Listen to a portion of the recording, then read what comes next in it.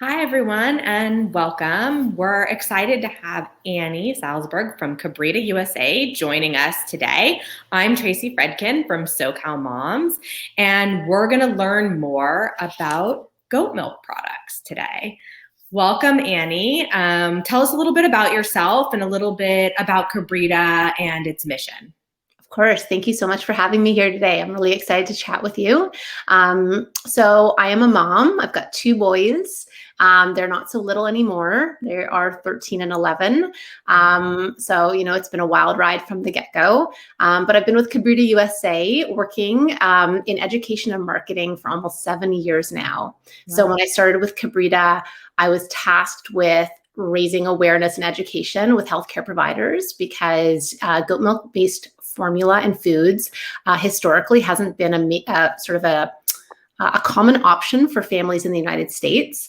But over the last 6 to 7 years, my role has evolved and I've kind of done a lot of different things in the business. Yeah. So I continue to have my hands in lots of different departments. So that's sort of partly why I'm chatting with you today, because I think I can speak about a lot of different parts of the business and obviously about the products.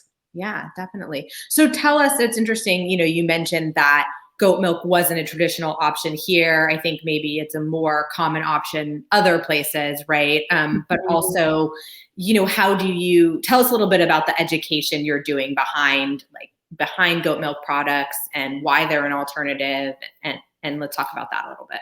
Yeah, so maybe I should, if it's okay with you, maybe I'll just do a really quick primer on some sort of like the key difference between goat and cow milk, because we sort of always start there. Yeah. So when you drink cow milk or breast milk or even goat milk, the proteins will curdle in your stomach. And so what is curdling in your stomach is the casein part of the protein. So I'm sure many people are familiar with casein and whey. Those are two groups of proteins that are really common in milks. Breast milk is mostly whey and has less of the caseins, but both cow and goat milk are mostly made up of casein proteins. So the really big difference, and really where we lead when it comes to the education, is by helping people to understand how the caseins are digested in the body. So when a little one or an adult drinks cow milk, the casein portion will curdle and it tends to form large, dense, and kind of curds that have a fair bit of what we call tension in them. You can imagine that they're kind of thick and heavy. That has to do with the type of casein in it. Differently, goat milk does not have those types of casein. So that means that the curds formed in the tummy tend to be smaller, looser, and just don't have that kind of tension in them. So they kind of look more like cloud-like, or, this is a very unclinical word, but, spacier. So if you look at them under a microscope, they have like lots of space in them. They're not quite as densely packed. And what we believe and what research has shown us is that because of that space, it's a lot more readily digested. So that's really where we enter when it comes to education. That's what I tell a lot of healthcare providers, and that's how we're trying to explain it to parents, is that because of these natural sort of attributes or properties of goat milk protein, it lends itself really well to being naturally easy to digest, and it's really gentle for little tummies, of course. And you have like a line of products, right? So people can introduce it. Like, what do you recommend as people are thinking about, introducing dairy in some way or another, introducing obviously first foods to their baby and how they do that? Like, you obviously have multiple different products. Do you want to talk a little bit about like the product line and when or how someone would introduce it? Yeah. I mean, I hope this is not going on too much of a tangent, but when we talk about food introduction, which we do at Kabrita USA, because our products really start from, infancy, and they kind of go beyond, up to and beyond 2 years old. We believe very strongly, and I believe this also as a mom, that, one size fits all does not fit all, obviously. And we try to promote more of like a framework for food introduction. We ask and we encourage parents to look at food introduction and just foods in general through, a lens of like 4, what we call pillars. So we say, when you're thinking about a food for your little one, consider the quality of the food. We believe that food should be whole for the most part. So look at whole foods. We want parents to consider foods that are nutrient dense. And then the last pillar, which we, those three have to do a lot with Kabrita. We can talk about the products through those three pillars. But the fourth, which we believe is really important also, is this, gentle, easy to digest, and well tolerated. We know a lot of parents will know that not all foods are well tolerated by their little ones. So it's not about making a good list and a bad list. It's about what are you looking for when it comes to food introduction, and what are the foods that meet those needs for your little one. And we think those sort of pillars do it. And so when it comes to the products that Kabrita offers, we do have a range. We have, for the littler ones, we have a line of organic goat milk porridges that we think are really great. We encourage parents to introduce them, or what's written on the bag is 8 months plus. Again, we always encourage parents to talk with a healthcare provider when it comes to introducing new foods. We do know some parents will bring it in earlier based on, what's right for their little one. That's a very broad recommendation. And we know there's a range of readiness. Yeah. What makes those porridges super fun and unique is that, unlike a lot of other baby cereals, which are based simply on grains, these porridges are based on whole grains, organic whole grains, as well as organic goat milk. So little ones are getting not just the, fiber benefits and the nutrient benefits of the grains, they're also getting all the great nutrients from the organic goat milk, which includes protein, it includes fat, etc. So we think it's a really wonderful option. Obviously, parents just have to add water. So it, is also very easy. Yeah. Very easy. I mean, that is like a really interesting thing, right? It's not like a plain rice cereal, or, it has these added components, and it is easy on the go, right? Which is something, it's interesting. I take it with me a lot of times, like in a cup, and then I take it and I add water wherever I am. And then it's just like a simple thing to do if I want a snack and I don't want to use like a high sugar pouch or something that has to be refrigerated or any of those type of things. And it's like a filling meal too, right? It's great. And we know parents tell us that they love that it's a great source of calcium. It's got the iron, it's got the zinc. It kind of hits what little ones need. As you mentioned, it's great for on the go. And we hear from a lot of other parents, especially as their little ones get a little bit older, or even if they're still little, they like to bake with it as well. So it's quite multi-purpose. We have a lot of parents using it for muffin recipes, for pancakes, all sorts of creative ways, which is quite, I know when my kids were younger, even still now, I just am always trying to get more creative and just make those meals as nutrient dense as I can. And I think this is a great way to do that. And again, it's going to not only be nutrient dense, it's going to be really easy on their tummies. Yeah, no, that's a great point too, is when you can multi-purpose something, right? If it is good for your child and they like it, and then you can use it in all these different ways, that's really helpful. It is. So yeah, as I was mentioning, so we've got these porridges for the littler ones, and then as they get a little bit older, so we say usually about 9 months or plus, but again, always based on little individual babes, readiness, we have our snack puffs. So of course, these are sort of a classic and a favorite, and anyone who has, I would say most people who have a little one have puffs at some point because it's easy and you can't avoid them even if you try. No, and it's just like, I remember the days of, pushing in the stroller, and just like, it gives them something to do. I mean, truthfully, it is quite good for those fine motor skills. So there is some sort of merit to giving them something that they can kind of grasp and, work on that pincer grasp. What makes, I think, our product unique is that, again, rather than being coated with any sort of cow milk based cheese, we use a goat milk based cheese coating. So again, that's just going to be gentle. And so for families who are looking to avoid cow milk, this is a really nice alternative. On the DL, parents tell us they eat them as well. So I think it's something that, all the family can enjoy, but it's so convenient. It's easy. It's one of those things that a lot of parents will just throw in the bag and just have as like a quick, easy snack. Yeah. Well, and that's, it's nice to have alternatives, because obviously things like puffs, and again, you're on the go and you want to give a snack. That's something different than what's out there otherwise, I think, on the market. I think it is really unique. Absolutely. Yeah. And talk a little bit about then the toddler formula, right? As people think about after the first year, what they're going to do in terms of milk for their baby.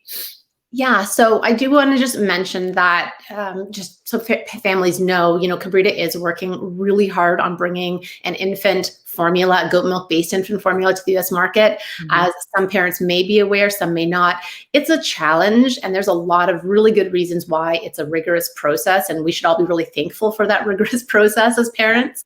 So the FDA is involved in that, and again, there's a lot of hurdles companies have to go through, and again, we think that's really appropriate. So our company is continuing to work on that. In the meantime, to support parents who are looking for all the options, we do have obviously our toddler formula.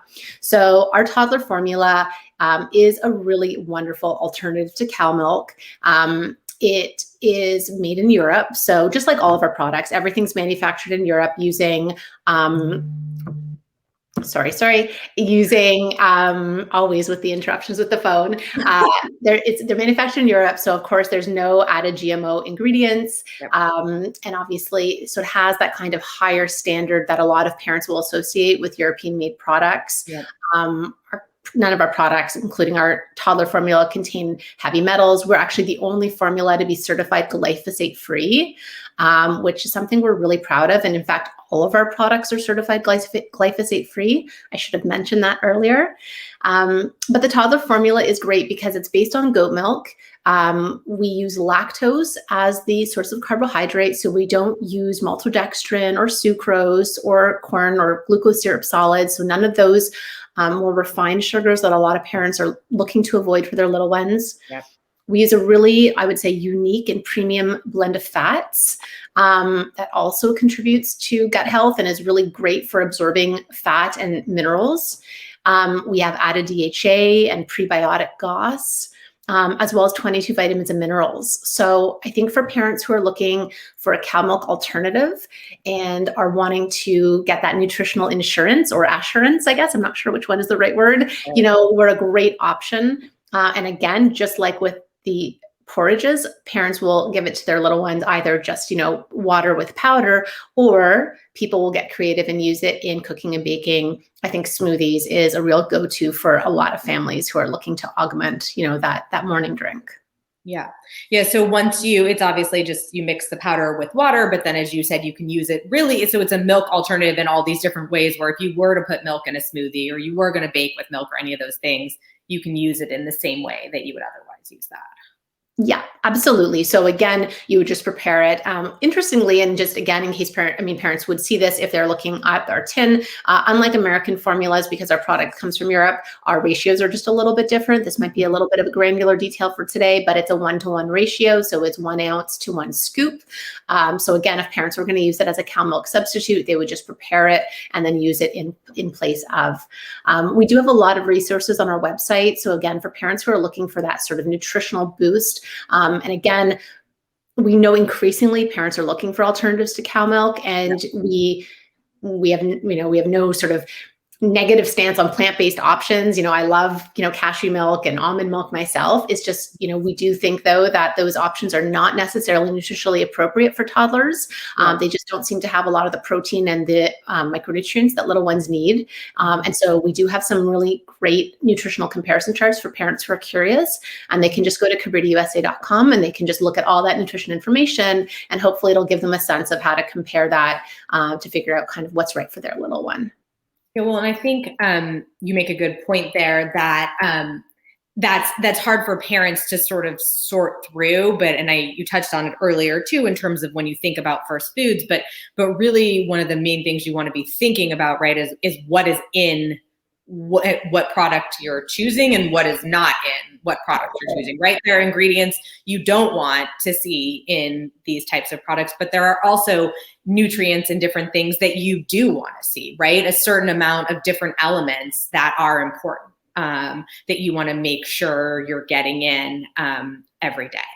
And so I think, and you sort of started to answer one of my last questions, which is where can we find the line, and where can they learn more, about each of the products and sort of the nutritional information. So which you answered, but you can answer it again. Yeah, of course. I'm thrilled to mention it again. So we do have a wonderful trial offer, so an introductory offer for parents. I'd encourage parents to go to KabritaUSA.com. They will see the banner for a trial offer. It's a great way to get your hands on our product. You just have to pay for shipping. Otherwise, you can buy our products on Amazon, Walmart.com, and then in a lot of brick and mortar stores. If you go to our website, you can also find a store locator by entering in your zip code. So that should be pretty easy.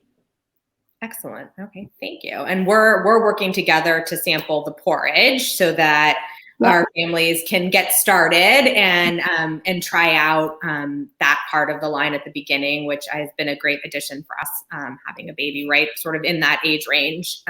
So we're excited to share that more with everyone as well.